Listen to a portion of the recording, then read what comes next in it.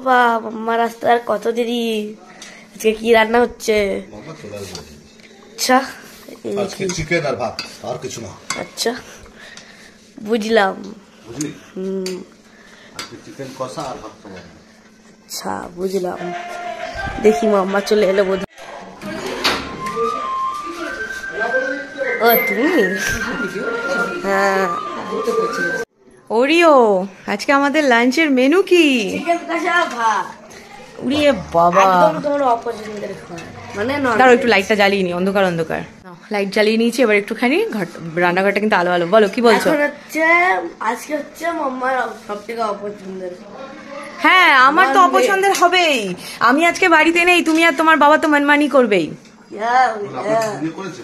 আমি ভাবছিলাম এরমই কিছু একটা হবে আজকে রান্না, আমি গেস করেছি। আর সেই সঙ্গে সঙ্গে আমার রান্নাঘরের অবস্থা দেখো, ইস মনে হচ্ছে 50 জনের রান্না হচ্ছে এখানে।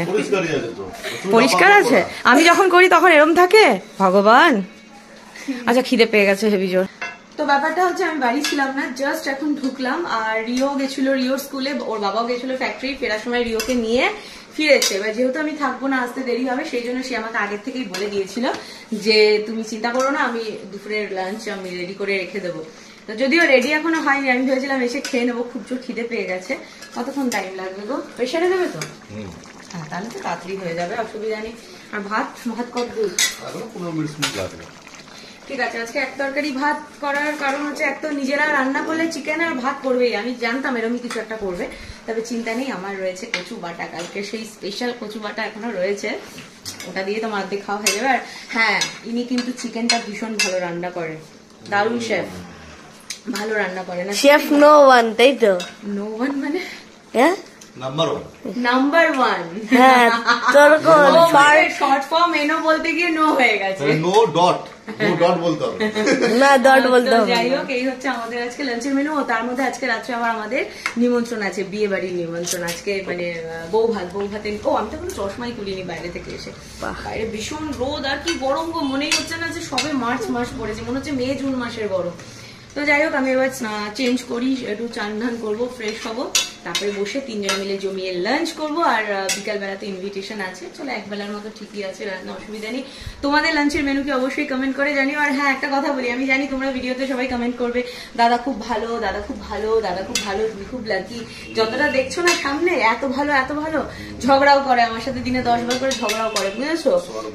সর্বনাশ না। এবার আমি ওটাও ক্যামেরা করে দেখাবো খানে, তখন আমরাও দেখাবো বলবাবু। হ্যাঁ আমরাও দেখাবো। হ্যাঁ আমাদের উপর কি অত্যাচার হয়, দাঁড়াও রিওর মুখটা দেখাই, দেখো দেখো, খুব মনের মতো কথা পেয়েছে। আজকে সেমিফাইনাল ম্যাচ, জানো? কিন্তু বিয়ে বাড়ি যাবো তো। কি হলো, বাবা ফোনে দেখবে, বাবার থেকে আমরা রিপোর্ট দেবো। খেলা দেখা নেশা হয়ে যাচ্ছে, সেটাও ভালো না। যেটা বলছিলাম, এরপর ক্যামেরা করে দেখাবো কতটা ঝগড়া করতে পারে লোকে, কিন্তু ভালো ঝগড়াও করতে পারে, আমার সাথে 10 বার করে ঝগড়া করে। আর তার থেকে বেশি কে করে? কে করে? কে করে বাবু বল? এই যে আমার সামনে একজন দাঁড়িয়ে আছে, সারাদিন শুধু মাথায় পড়ে যাচ্ছে, বলো। এই যে এরকম হবে, বাবু কোন ক্যামেরা দেখো, বাবু